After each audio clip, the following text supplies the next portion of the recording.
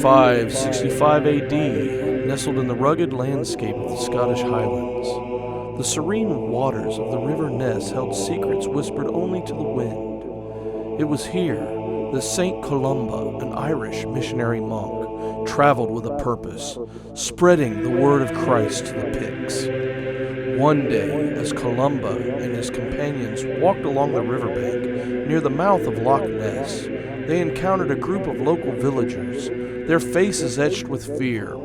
Columba, known for his compassion and wisdom, approached them with a gentle inquiry. "Why do you tremble so?" he asked.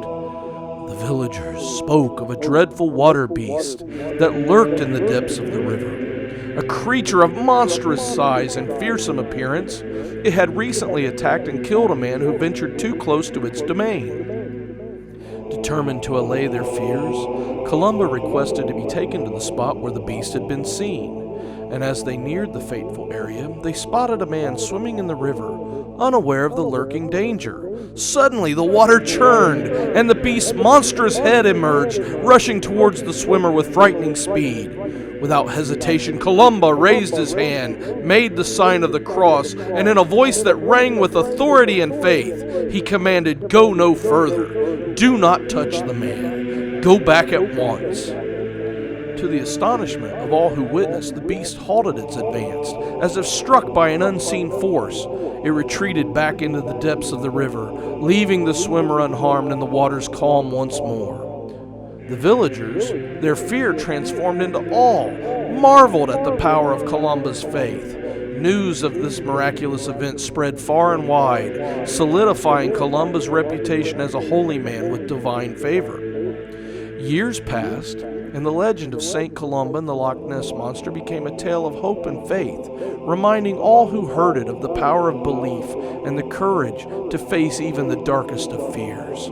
The serene waters of Loch Ness remained a place of mystery, but the memory of St. Columba's encounter lived on, a testament to the strength of spirit and the enduring wonder of the Scottish Highlands.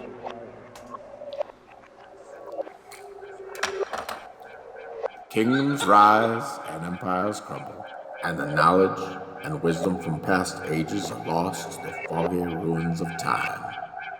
But for genuine seekers of truth, one place stands alone on a hill. Shining brightly in the darkness, you, dear listener, have reached the Hidden Citadel.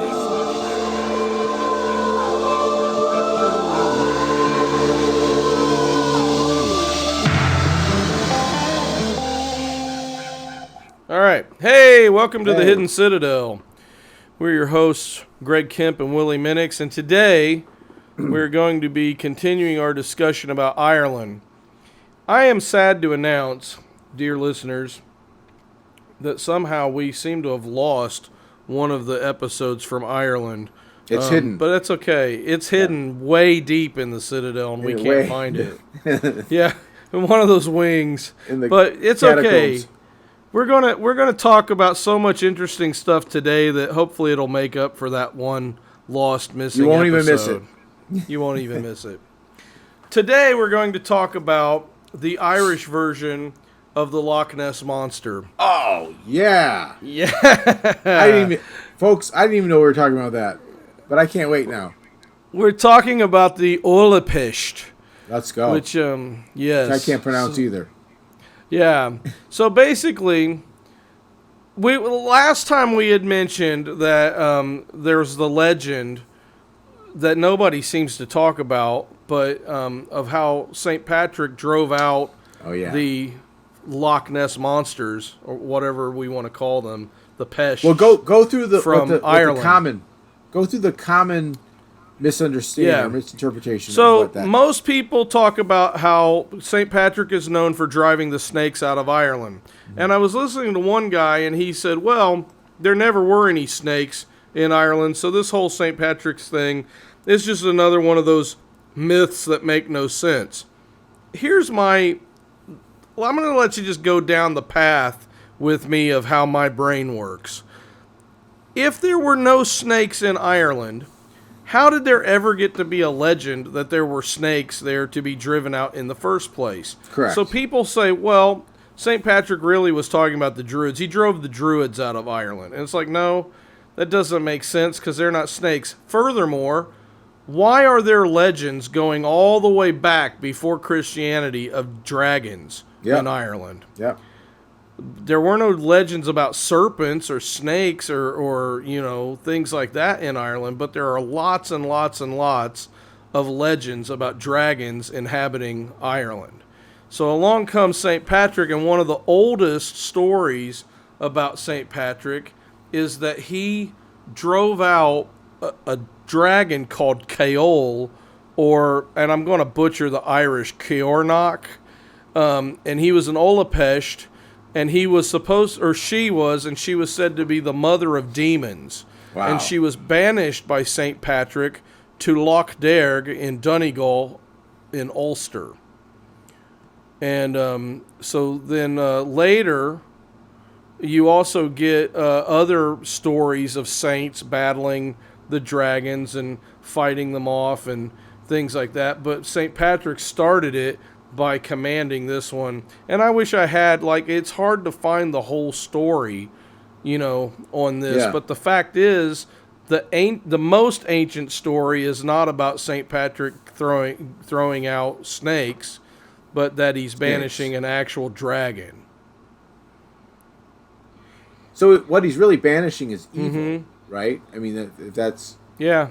What... I mean, I would scare or fight, defeat, or kill a dragon. Now... You shall not pass. You shall Same not thing pass. with a Balrog. That's right. That's really... That's what would be the common conclusion, but I guess in this case you have to...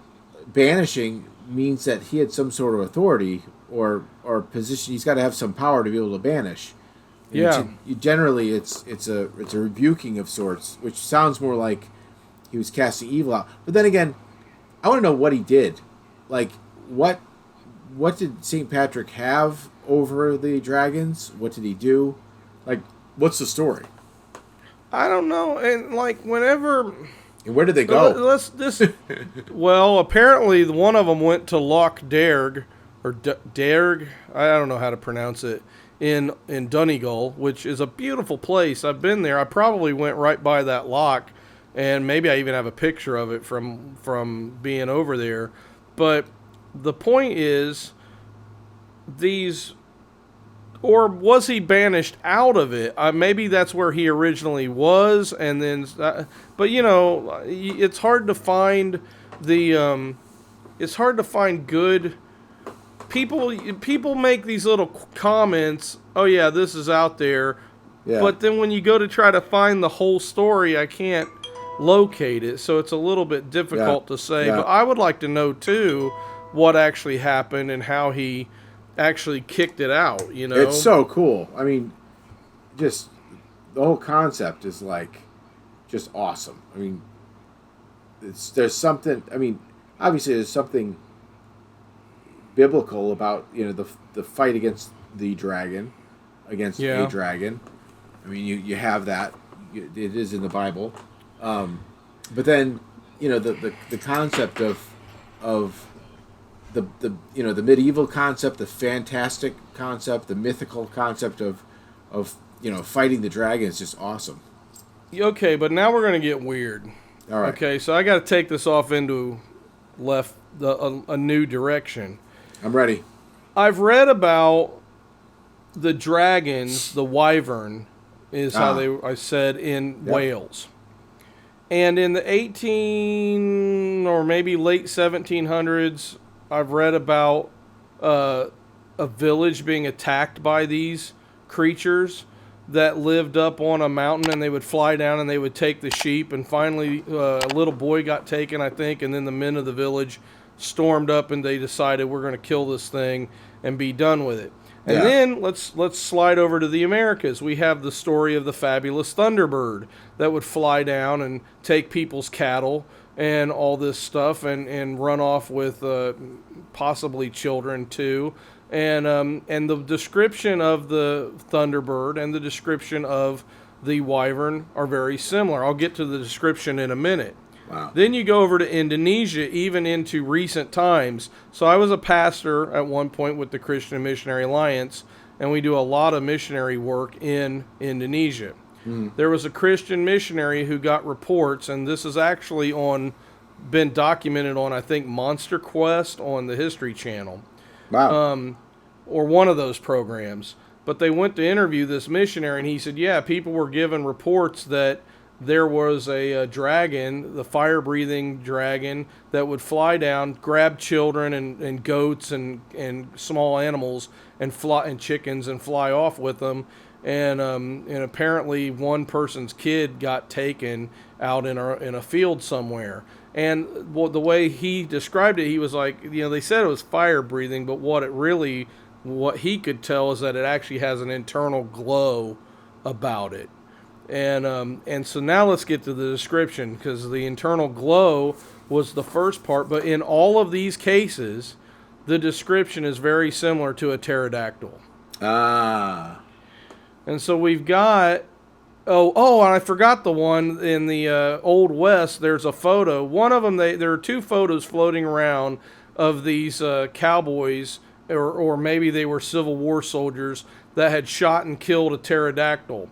I've seen a video where one of those photos was debunked as totally being photoshopped. But the same person that debunked the Photoshop photo looked at the other one and was like, this is an actual photograph. He said, so basically what probably happened is these guys made a dummy of a pterodactyl and they were showing it off. Oh, here we shot this. The problem with that is the discovery of the pterodactyl is after when that photo would have been taken. I was wondering that. So how would they know, let's make a dummy of a pterodactyl and say that we shot this thing? They were prescient. Yeah.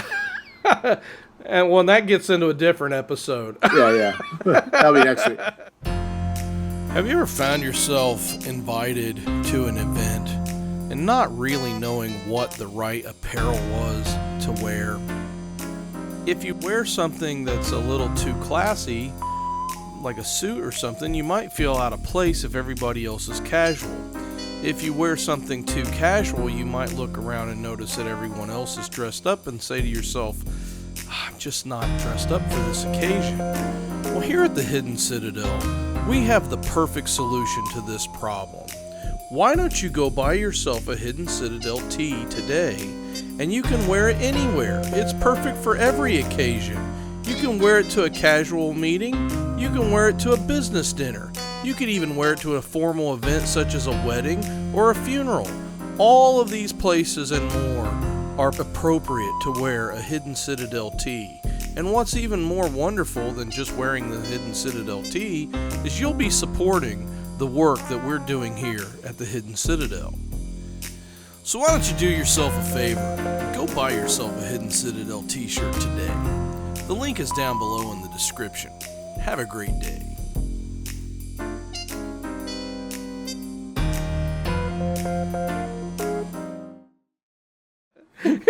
I'm predicting next week we'll talk about that. Yeah, right. So the thing is, it's like, and when the people in Wales, the story that I read about that, they went and fought a whole nest of these things, and somebody, I think it was in the 1920s, somebody was interviewed about this, and he's like, yeah, I was a little boy, and I remember, when my grandfather and was talking about this thing that he was young when he went with his grandfather to fight these things. And so it's like, it's a story that had been passed down, not just in this one person's family, but in this whole village. Everybody's like, oh yeah, we remember our great-grandfathers and our grandfathers talking about this. That's really cool. But the smoke, it's the what about the fire breathing? What about the... That's what I don't know. The Indonesian one, they talk about how, it had a glowing belly, like its internal organs. You can watch it. And apparently, I don't know. We're living in a day and age where anybody can fake anything. Yep. But the videos that I saw were of pterodactyl-looking creatures flying around a mountain, and you could kind of see them glowing in the distance. Oh. You know, some of these video. And then also there have been video in modern times that people have posted on YouTube. I mean, you can just type in modern pterodactyl sightings, and there are people out in California that have taken video of something that looks an awful lot like a pterodactyl that the experts are like, well, that's just an albatross or something. And it's like, okay, well, number one, an albatross has wings that or any bird has wings that kind of cock back and go this way. But the way a pterodactyl's wings are, they're not, they're more bat-like or whatever. And its head, an albatross might have a big snout like a pterodactyl might, but it doesn't have a protrusion out the back of its head. Right. And you can see that in some of this footage. Now, I mean, I'm not an idiot, and like I said, anybody could fake this stuff if they have a good, if they're pretty good at After Effects. Right. I could see that it'd be easy for somebody to go and come up with something like this. But on the other hand, it's like, if it's out there, why are the scientists so quick to debunk it and to say, well, that's not real, without actually giving any real... whenever I watch the debunkers, they don't do a very good job at debunking it. No. Well, I think the appeal is they want to keep a little bit of a mystery going. So it's not resolved, because resolved means you don't watch the show anymore. Exactly. But on the other hand, like I a lot of times I'll watch a show, and then I'll go on YouTube and I'll look up the people who debunk the show that I watched. Because, I want to be fair, and I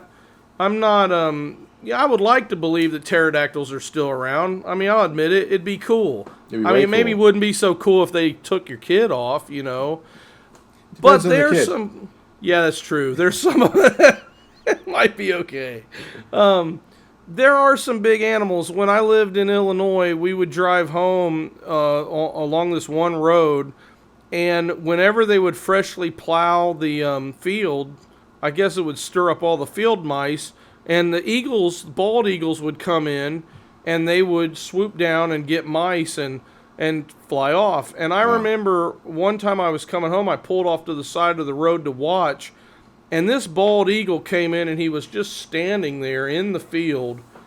He had to be maybe 3.5 feet tall, maybe 4. He was big, and his wingspan, when he stretched his wings out, I was like, man, that's got to be 5 or 6 feet of a wingspan. It's huge. Yeah. And the Thunderbird's supposed to be bigger than that. And a lot of the people, the American Indians and the natives that saw the Thunderbird, they weren't stupid. They knew what an eagle feather was. They knew how to find them. They knew that if they would put them in their headdresses or whatever, and certain birds had certain properties, I remember I was in Cherokee, North Carolina at the Indian reservation down there one time, and I was talking to one of the chiefs, and he said there are certain feathers that these are sacred to us, and only the Cherokee are allowed to collect these feathers. It's illegal for anybody else to. Wow. But it's also so sacred that when they make their fan out of the feathers, if it drops to the ground, that's a sign that somebody in your family will die. So they're kind of paranoid about letting that fan hit the ground. Yeah. So they're very protective of their feathers. And it's one of those things that we just say, well, people from less, let's call it less civilized cultures, they just don't know anything, and they're foolish and stupid, but it's like there are certain things that maybe they know way more about it than we do. Mm-hmm. I mean, my uncle was in the military with a couple guys who were Navajo. It was 2 brothers and a cousin, and they were all in the Green Berets together. And they were talking about deer hunting one time around the campfire. And the one guy, he says, well, I like to use a 30-06. and one of the other guys is like, well, I got a 308. And they turn to the Navajo guys, and they're like, what do you guys hunt with? And the Navajo guy pulls out his knife, and he says, this is what I hunt with. And he's like, yeah, right. How do you hunt with a knife? And he said, well, what we do is we go and we watch the deer. And we see and deer are habitual animals. They'll do the same thing over and over and over. So he said, we watch where they go in the morning, and then they will always come back to drink water at that spot. Oh, I see. So what we do is we go down and we bury ourselves in the mud, and when the deer come to drink, we reach up and cut its throat with the knife, and the deer jumps off, but he said we've cut their jugular vein, so it's real easy to track them, and you just follow the blood track, and then there you are, there's your deer. Wow. And it's like, so their job to survive as a Native American is to watch the animals and to know the animals and to know everything about the animals that they can possibly know. Yep. So are they going to be that stupid that they confuse an eagle, which is one of their sacred birds, and a pterodactyl? Right. You know, they're not going to describe an eagle to look like a pterodactyl. They wouldn't do that. Or if they're seeing that there's something even greater than an eagle, perhaps encompassing or being defined as have greater power, as a metaphor for their own hierarchy in their tribe, then they're going to also try to access parts of that creature or access something about that creature in order to have it represent them, whether authority, using parts of it, using whatever it is a part of their, whatever their, I can't say costume, but whatever their clothing is, that represents where they are in their tribe. I would think if they're walking around with eagle feathers and there's this entirely other being that's bigger than an eagle, they're not going to just let it go, well, we're fine with the eagle. We'll let them. No, they're going to go, wow. Oh, we got to go hunt that thing. Greater than the eagle, we're going to want to know everything more about that. For the sake of not only it's elusive. Yeah. Apparently it's elusive enough to where they can't just observe it all the time. That brings us back to Ireland, and it brings us back to the Loch Ness Monster, which is in Scotland. So we have sightings of Loch Ness Monster type creatures in Ireland. We have them in Scotland, and then people will say, well, you can't have a million-year-old, multi-million-year-old animal still around from the Jurassic or the Paleolithic period or whenever. Yeah. You can't have that. And I say, we do. We have turtles and alligators. We have sharks.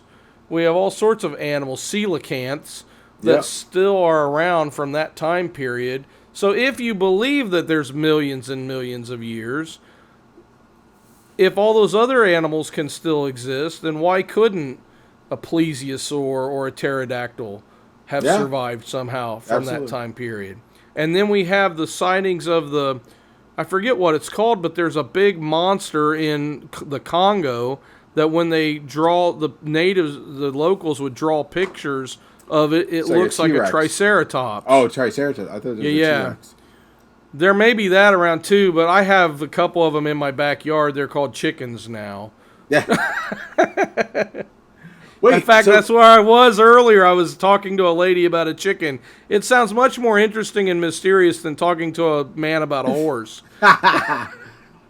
Well, I saw something on Joe Rogan where there's this guy. He's talking about this this pilot. I can't remember where the pilot's from, but there's some island that they were flying over. And they got low enough, and they said it looked like 100-foot long snake. And when they went close enough, the snake actually lashed up and they actually took pictures of it. I saw that, but it wasn't on Joe Rogan. I saw them talking about that on another podcast where they were interviewing the guy about it, and they were showing pictures. the pictures were a little bit blurry, but here's the thing. Everybody wants to get on people for not having great pictures. Yeah. But like when I was in Ireland and we were driving down the road, there was a bush there that was really beautiful. Yeah. And it was everywhere. And I wanted to get a picture of it, but the cars, everything was moving and it was so hard. Yeah. And it took me like 100 tries before I finally got a picture of this bush that I wanted to get a picture of. Mm-hmm. Well, can you imagine if you're out there trying to take a picture of something that doesn't want to be seen? Yeah. Be it a Bigfoot, be it a Loch Ness Monster, be it whatever, and you're trying to take pictures of it. Well, how clear are your pictures going to be anyway? And I've got a decent camera on my phone, you know? Yeah. It's just like, it's going to be hard. And so also, the other thing I wanted to talk about is there's a scientist that I saw a documentary of. She basically is not a Christian. She wasn't Jewish. She wasn't a young earther at all. But she was doing research on the marrow from a fossil. Okay. And when she rehydrated it, number one, it was possible to rehydrate the marrow in this fossil. And when she did the tests on it, once it was rehydrated, it only tested to be like, I think, between 10 and 12,000 years old. Wow. The marrow in this fossil. And so the whole paleontological community kind of shunned this lady. And she was like, I'm not trying to push any kind of agenda. I'm only trying to show you what the data shows. Yeah. And it's reproducible in a lab. So this is real science that we're doing here. You know, we're not talking about some fringe, pseudoscience, which I also take issue with, because pseudoscience is just a baby form of a science that hasn't really gotten, Sure. fully funded or fully developed yet. I mean, you're a psychologist. It wasn't that long ago, in the great scheme of things, that they were calling psychology a pseudoscience. Sure. Yeah. And still now can, everybody... really can be. I mean... Well, still. that's true. You still can have quacks out there, but you can have quacks in any scientific field. I mean, it's funny. You have ethics, and you have a certain amount of... you have a certain amount of structure and guidelines and best practices and that sort of thing. But there's a larger part of psychology that's immeasurable. Mm-hmm. And then you have, that part's not really a science. Even though the ology, you would hope it to have some sort of scientific method. But really, like, more of the Watsonian, the behavioral kinds of things in which you're able to, measure its reliability, validity, you pass it through the scientific method because it's actually measurable and detectable. Mm-hmm. Well, and I had a student that she was a psychology professor, and one of the things she said that was interesting is we're now getting on the cutting edge of where brain scans and brain mapping and psychology are kind of becoming, working together now. Yes. Yeah. But then all that's that to much more scientific. Yeah.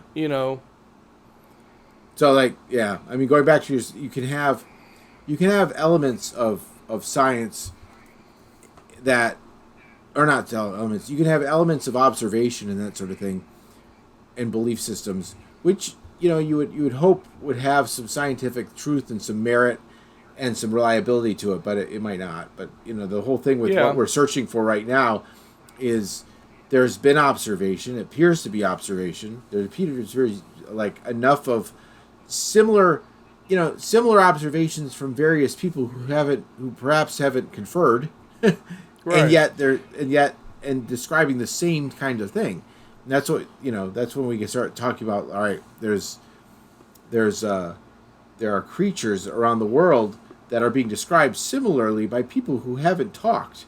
Now, we might not have, a picture or a photo or anything like that, but witness accounts have some validity too.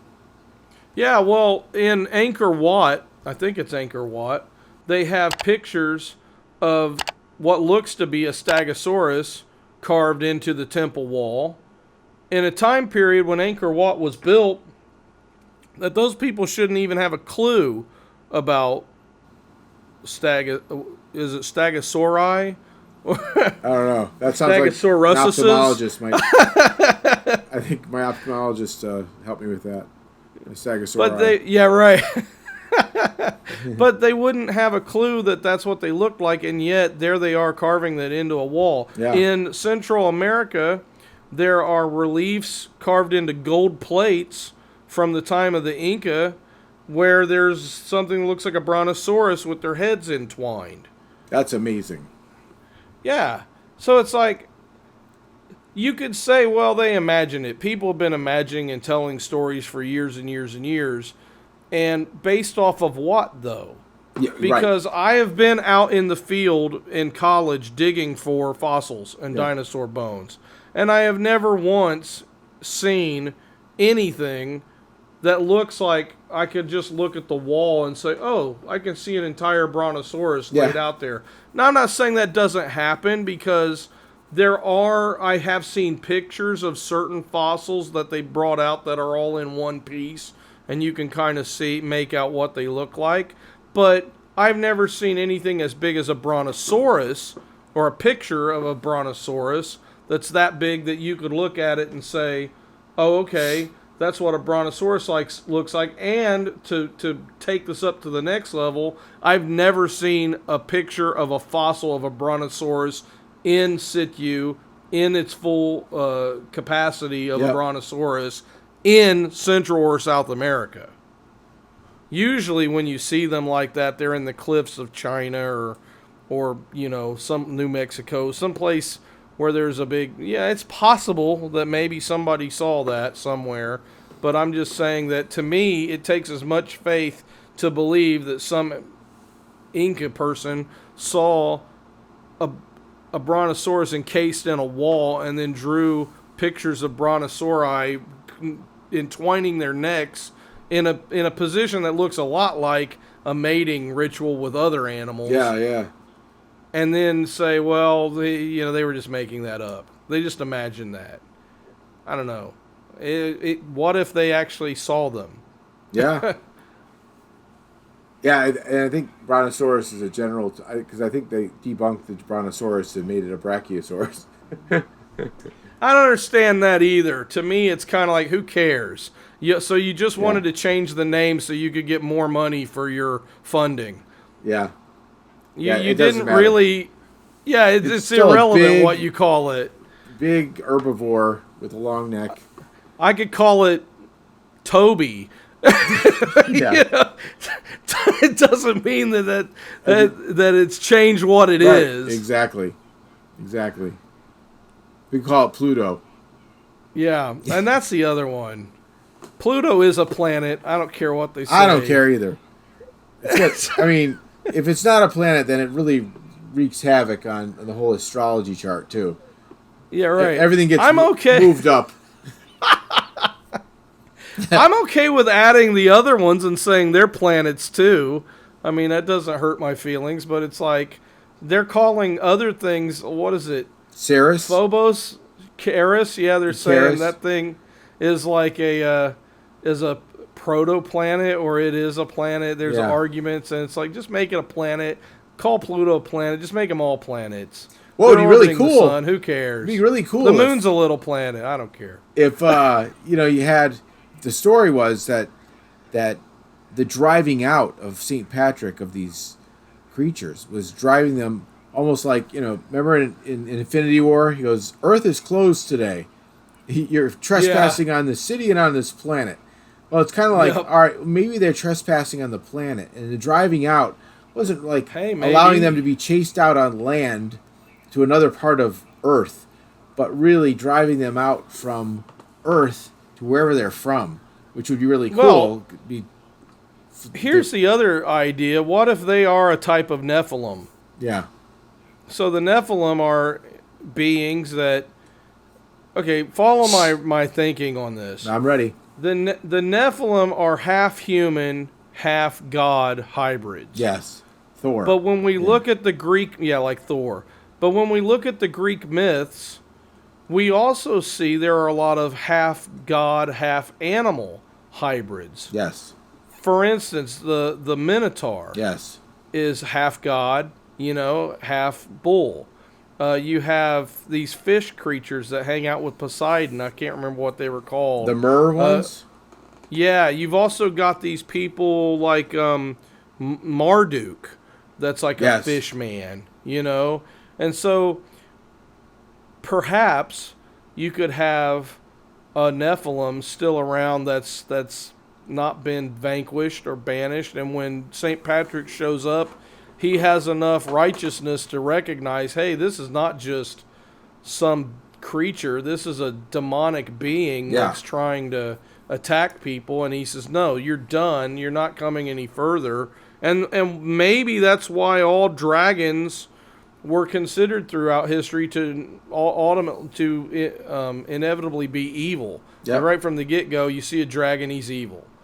It isn't until the modern era that dragons suddenly become, wise, something you can, and you can ride around on it and tame it, and that's not how dragons have always been seen.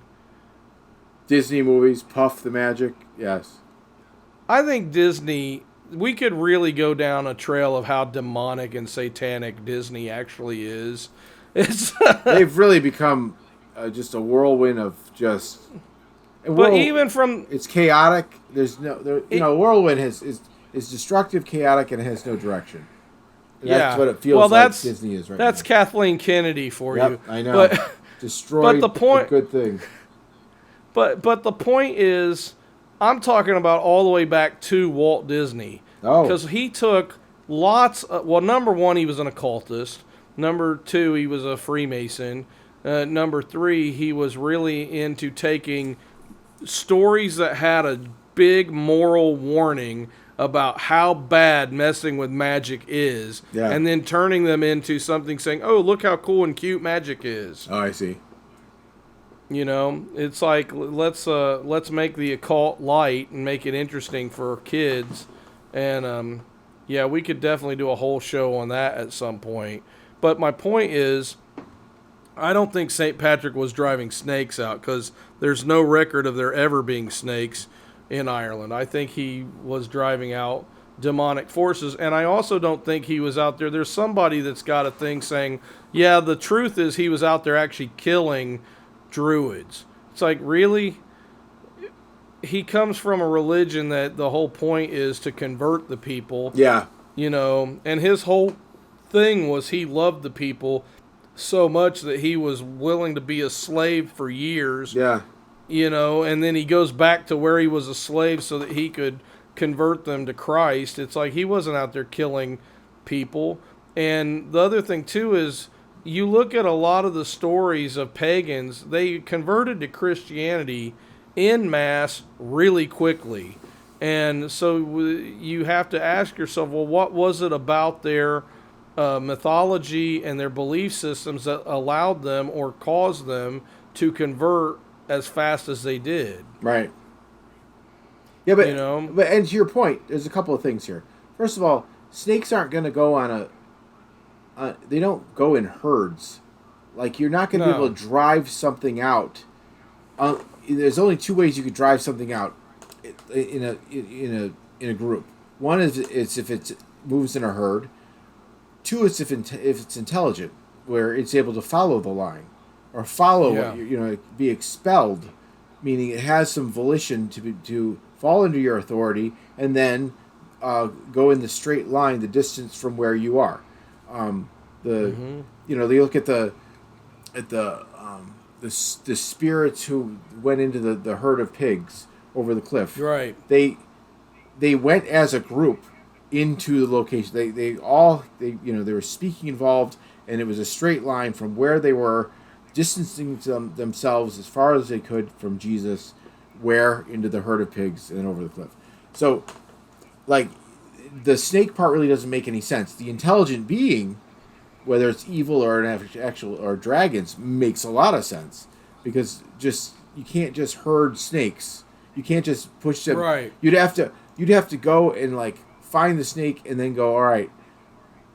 Like maybe they do in Florida, and they go and find them, I'll put them in a bunch of bags and then carry them off. But you can still, he's driving them out. He didn't say that he caught them. No, he told them to go, and they went. They were banished. And unless it's like Balaam and then maybe Adam. Like who's conferring with the animals? Oh, Nebuchadnezzar maybe. Nebuchadnezzar had control over all the animals. Well, apparently when Finn McCool fought his dragon, that was a lake monster, he killed it with a spear. So he had a big battle with it, and eventually he stabbed it and killed it. But with St. Patrick, who was after Finn McCool, I don't think there's any account of him fighting with it as much as he just banished it, with the power of God's, apparently he must have raised his staff or there has to be like some said, authority. Go away. Right. I haven't heard of him making contact with them as much as driving them out. So it's like, but what's that process? What does that look like? Saint Columba, we haven't talked about his story with the Loch Ness Monster. Apparently, there was a king whose people, every time they'd go into the water to fish or whatever, they were getting attacked by the Loch Ness Monster. And when St. Columba showed up with his entourage, he said, well, look, Jesus is more powerful than this monster. So he commanded it, you stay put. And he told one of his monks, go across and get that boat that's on the other side of the river and bring it back so the people can go across the lake.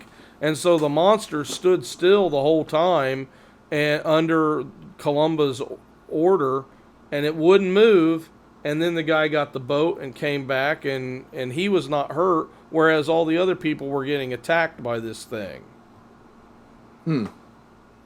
Well, and it was just the power of him commanding him in the name of Jesus, you're not doing this anymore. Well, yeah, it's interesting because, where is there an example in Scripture where the power of the supernatural power takes something that's very powerful as a creature and isolates it and keeps it from moving.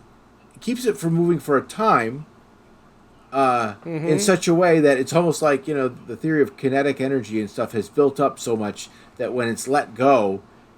Yeah. Now, I would say Daniel in the Den of Lions. Like when it was closing their mouths was not just Daniel. You could also apply that to the demons that are in the pit that get let loose when Abaddon opens up the pit at the end of time. It's much like the lions and how they just spring, when all of a sudden the other people are thrown in. Well, it's really interesting because I guess we don't know the physics of what a demon would do, how a demon would move, and that sort of thing. So true. But a lion, we know that it's limited. It's limited in its that it can jump, it attacks. But in the case of the Daniel, they were jumping into the air with such power that they were ripping and killing in the air. Remember reading that? Yep. In the air before they even hit the ground. So it's almost like they were attacked. Yeah, it's almost like it's like I'm picturing like a spring, and you keep pushing back the spring far enough. You keep it coiled back long enough. Like the farther you push it back in, the more kinetic power it has. And so by the time when you let it go, it goes, it has tremendous amount of power to it in such a way that when you've let it go, it will outdistance its normal springing amount to a distance it's unusual. Well, and that's what I almost feel like. And ripping them apart in the air, you think, all right, I can see it making contact. My wife's ripping, but they're holding its mouth shut. Exactly. So it's almost like, and whenever any thinking being is restrained in any way, there's a fantasy of what they would do should they get the opportunity. Yeah. You know what I mean? So it's in martial arts, one of the things that you do is, I remember this from the most vivid picture I've ever seen of this is the the original movie Roadhouse. Yes. There was a point where I think it was Patrick Swayze shoved a guy's head through a table. But basically what he did first is he jerked the guy back real fast. Yes. And the guy's natural response was to pull forward, and then he pushed him right through the table. Yeah. You know, it's like and it's the same thing with like throwing people. You don't just grab somebody and throw them. You have to like push them back first so that they're coming forward, and then you throw them. Right. And that's why you watch a lot of people on YouTube, and they're like, "Oh, throwing people in martial arts, that's a myth." And it's like, yeah, because you're doing it wrong. You know, it's you don't know what you're doing. But I just found this thing. It was St. Patrick and the Red Lake Monster. It says that St. Patrick slew a fearsome monster, and its blood dyed the water red. Yeah. So in that case, and it doesn't say, well, it does say it could be Loch Derg in Donegal. And it's got, what's interesting is this website, it has a reference number 18, but it doesn't show me where to go to find the references that it's referencing. Yeah. So, I don't know. I don't know if I'm ever going to get to the bottom on the internet. Maybe when I go back to Ireland, I can go to the library and find somebody that can give me the full story. I would love to know. It's interesting too because, like, you know, in the Bible, there are descriptions of snakes, serpents, you know, the seraphim, the Nahash. There's all those, right? But there's also the dragon. And by the way, when this is being told to Noah or to Moses, or any of this is being revealed, you would think the writers, the humans, would be like, "Wait, what's that thing again? What's that D word again?" No, they know. Yeah. They know what the word is. Like, oh yeah. They know what a dragon know what is. that is. It's like it's not unfamiliar to them. So they have a picture, and it's not like, and then some creature, because there are times, like in Revelation, it's a creature that seemed to have this, and this, and this, and this, and this, and this, right? It did have a name though, because we don't really know what it is. It just we had all these. It has all these components, all these eyes, this head of a lion, this whatever. Yeah. But it's not given like a hippogriff. Right. It's not given some name that everybody. It's given all these parts that John from Patmos, just to his best of his ability, was trying to keep up with, essentially. Yeah, but then he says, "But there's a dragon." There's a dragon. A dragon. Yeah, that's everybody knows. And the rabbis aren't like, what? Oh, the dragon. Hey, what? Is that can we eat that? Is that? Is it kosher? Is that kosher? Like, no, a dragon. Oh, what is that? No, sounds very nice. I think I'll have one on Sunday. No, they're not. They're like, it's a dragon. And they're all picturing the same, like we're talking about. Yeah. Many people from many different places talking about one thing. Maybe there's not actual footage, data, or measurement, but there is witnessing in such a way that, like you have in court, you have many witnesses multiple witnesses who haven't conferred, making the same observation. There's something to that. Yeah. We didn't even talk about the sightings and the testimony of possible fiery creatures that look like pterodactyls that have been reported along the Nile and along the Red Sea and in those areas. I saw about some of those reports too that maybe some of the dragons from the Middle East, or even possibly the basilisk, could be a pterodactyl. Wow. So it's like, I don't know. I'm the thing is, it's like both of us are well-educated people. We're not stupid. And that's the thing that really bothers me when you get people who are debunkers. They want to act like, well, the people that believe this stuff, they're just simple-minded. Right. And it's like, there are very highly educated, intelligent people who have made sightings of really strange things. Yeah. And sometimes they weren't scared out of their mind because it was a distance, and they were just like, oh, that's like the guy in Indonesia. When I watched the Monster Quest, people were debunking it, and they're like, oh, well, of course a missionary would find it. Well, I know how hard it was to become a pastor in the same denomination Yep. as that missionary, and I know that it was even harder to become a missionary in that denomination. Right. So the guy's not stupid that, is taking them to go look for these the whatever they were, the pterodactyls or whatever they were that came from the mountain. Yeah. And the mother of the kid that got taken is not hallucinating or making things up, She's because her mourning, kid just right. suddenly got snatched out of the field. She's not like, You know? oh, well, have another. No, she's probably mourning. Yeah, and the thing is, Yeah. it's like people think that just because somebody's a native farmer or something like that, They don't have that just validity. means they're stupid. Right. They don't have validity. Yeah. They do have validity. Yep. They're probably very good at what they do too. They just didn't have the same, they didn't have a rich uncle paying their way to Harvard, Yeah. or whatever. I mean, it's happening all over the place, especially with like, the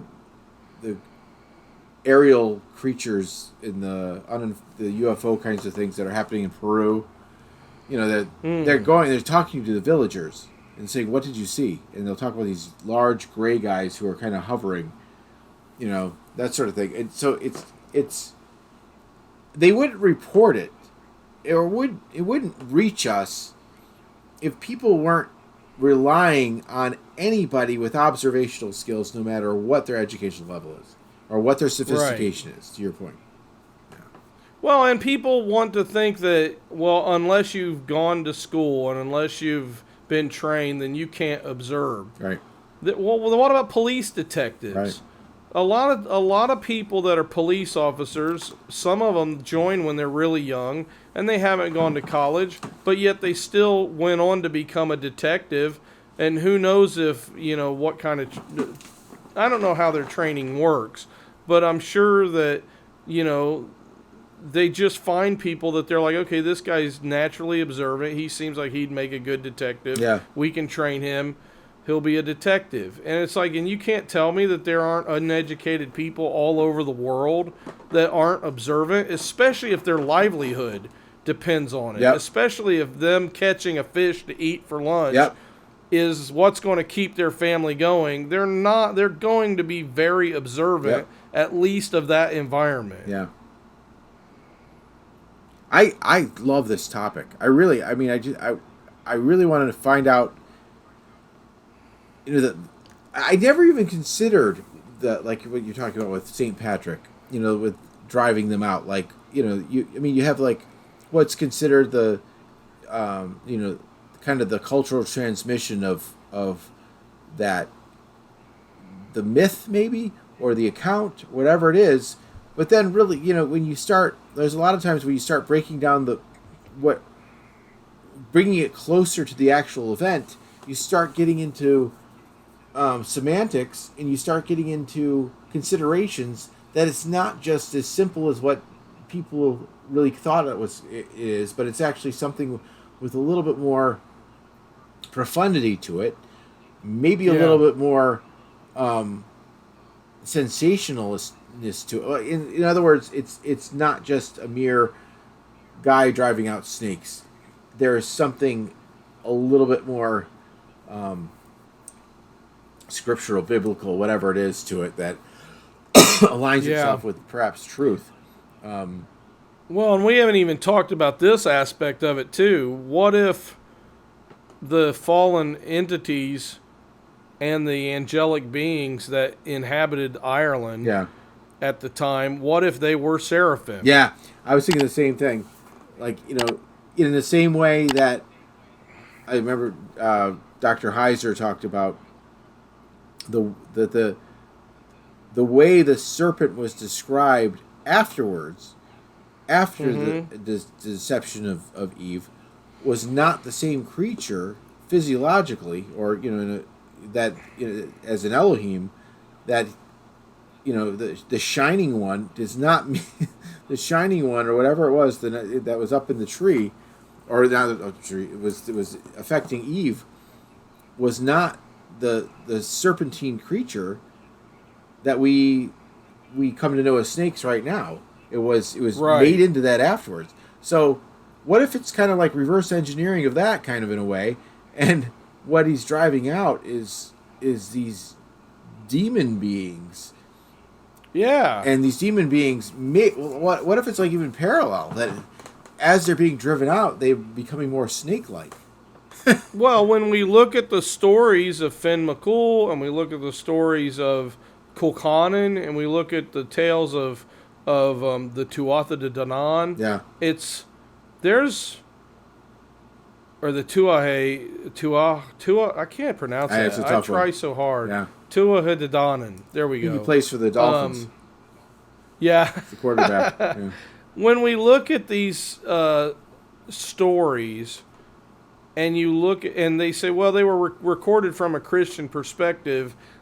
Okay, maybe the Christians were trying to sanitize those stories, Sure. and so we look at them, and they're like, oh, they're nice, and they're interesting, and they're cool.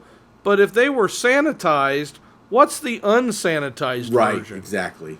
How bad were these people, the Kulkanans and the Furbolgs and the fairy people and all this kind of stuff? How cruel, how bloody and merciless were they? I mean, we got, even in the sanitized version, we've got Kulkanen throwing a fit, going into a battle rage, and one of his, or is that Finn McCool? I could be getting him wrong. Yeah, it is Finn McCool. And his eye bulges out, and he goes into a berserk rage, and he almost kills his own friends and family until the rage subsides. You know, It's like, okay, that's the sanitized version. Yeah. What's the unsanitized version? That's crazy. Of course, somebody might argue, well, maybe they're trying to make them worse than what they really were because they're Christians, and so they're trying to make it sound a lot worse. But why are they so noble and do great deeds if the Christians are trying to make them sound worse? You know, what if... All right, so let's look at another thing. All right. The directions, when something is driven out, like we were saying before, it's not necessarily on in a straight line, a horizontal line, in which someone is, if I'm driving somebody out, let's say we're in New York, I'm driving them out to New Jersey. And so they're no longer, it's our land to this parallel land, right?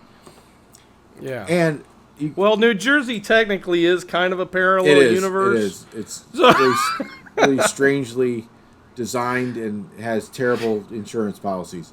So, and the whole pumping your gas for you thing. I know. Get off my car. It's. I know. I don't want. You. But all right. So you have that. So now there's also the three-dimensionality. Not the. I mean, there is also the perpendicularity concept, where you're, instead of going along land, maybe you are being driven away from Earth. You're perpendicular, right? So now you're no longer allowed on Earth. You're being driven out. Somewhere else, right? Yeah. Okay, but this is something you and I have talked about before. What if it's dimensional? What if being driven, and whether it's string theory, whether it's kind of the layers of time, whatever you want to call it. Like, it's so strange when Jesus makes references. You will see the Son of Man do this. You will not perish before this happens. And you're like, how could that happen? Well, it could happen if there were dimensions, and that that where they are occupying space is in a different time than where we are right now, and so all those things are existing. And that would also explain. That would also explain why when people enter into the fairy world, that time is messed up. Yes. So and that it goes slower than when they're here on Earth. Yes. So what if the driving out was driving from this protected realm into whatever it is, whatever. I think that makes the most sense. But I would like to explore for just a second what you said about if they're driven away further off into a distance. It could possibly explain what, if it's true. I don't know that they're true, but the reports of like moon bases people on Mars, carving cities and all that stuff. I often say when people say, well, are there aliens on Mars? Were there aliens on the moon? I often tell people I think those are us. Those were the pre-flood people probably went there. Yeah. And if we have monolithic structures that survived the flood, like we talked about the Sphinx before, then perhaps they had space flight and space travel, and they went and built something on the moon. Perhaps they went to Mars and built something on Mars. It wouldn't surprise me if a citizen at a type of people, culture, if you will, that was advanced enough to have nuclear weapons, according to the Bhagavad Gita, to blow each other up. Yeah. It wouldn't surprise me that those people didn't have the capability of going into space. That's really interesting. I mean, it's so funny. I'm picturing like Asgard, and like, oh yeah, and like these demigod kind of creatures being in a location that's above the earth, not on ours, but and it's kind of like, wow, you really get into thinking that way. It's and if you have the Earth suspended in space, you could, even though the directionality is different, but from somebody who is trying to just describe this in a simple way, you could say they're above the Earth is here, and then the other people are down here under the Earth. If you didn't understand, the spherical nature of the Earth or how it rotated or anything like that, you might say that's Midgard. We're Midgard. Right. That's Asgard. Yep. That's the winter world or whatever. Jotunheim. Yeah. Jotunheim. Yeah. We should talk about definitely. that sometime. Because we really should. We really tie in the Nephilim on that, but still, I think we have to come back to Ireland and like all those aspects of, and maybe do a little bit more work on tracking down more about St. Patrick. It'd be really cool if he was I want to find out more about that. Like maybe we both should try to. Yeah, I mean, it'd be really cool if he was like a paladin. Has just that'd be some awesome. Magical good about him, and he's just like, they're like begging him not to. He's got his staff in one hand and his sword in the other. Yeah, like paladin. That's, you kind of picture like the Legion with Jesus. It's just kind of like. Have you ever read Patrick by Stephen Lawhead? It's a great book. He basically, so Lawhead in the book, and at the time, there may be more research now that I don't know about, but at the time that he wrote the book, he said there really only are 4 references to St. Patrick in history, in the historical sources. Yeah. And one of them calls him by the name Patrick as a missionary. Then he had the name Magnus, which we know was a Roman military title. That's cool.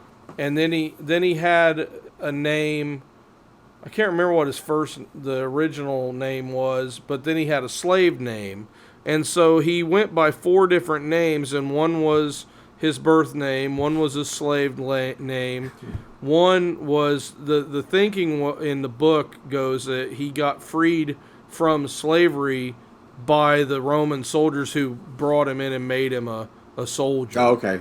He served as a soldier, and then he goes back to Ireland as a monk, and so that's interesting. Now, before I forget, this is kind of a side note. There's a lot of interesting stories about just the Irish monks, and my wife's reading a book that she picked up in Ireland about Saint Brendan and how he made a leather boat, a double-masted boat, and sailed it to America. Well, the legend is that when he got to America, it may have been his group that built the Stonehenge of America up in Salem, New Hampshire. Yeah.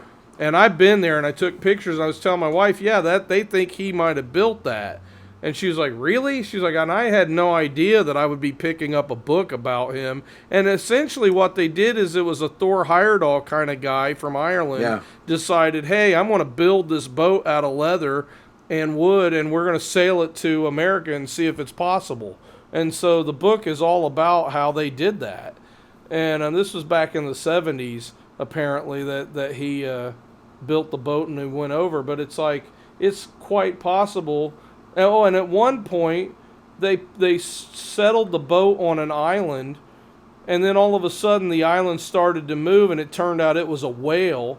And so they jumped back into the boat to get away from it. Yeah. And they had all sorts of crazy adventures on the way that it sounds kind of like the Odyssey. Yeah, I was going to say. But then it's like, to me, I think some of these stories, the Odyssey, the Iliad, we found out that the Iliad had truth to it because they found Troy. Yep.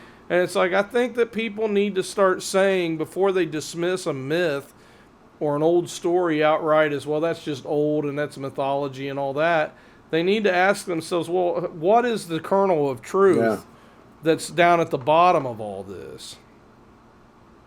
And I hope that's what we are trying to get to in the Hidden Citadel people. I feel like we are. The Citadel people are not without their educational wiles and a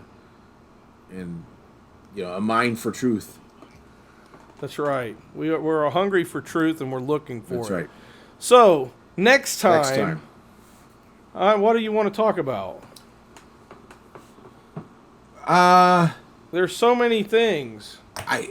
What have we talked about? We've talked about the Moth Man. You talked about the earth, the inside the earth. I think we should talk about the dimensionality thing, and go through, and like what does Jesus mean when he says, today you'll be with me in paradise, or yes, I almost have to kind of look at not take things away from being so linear, and look at them more dimensional and see. Well, and I think we need to bring in to that discussion things like Shangri-La. Yes. Things like Jotun, or Asgard, and we need to, and the fairy realm. Yep. And all that, Avalon. I think all that should be next time. Yep. That would be good. All right. So now we got a plan. All right, folks, you heard it here first. You can look forward to that in the next episode. That's right. And we will catch you, but stay safe in the Citadel until then. That's right. Stay with us.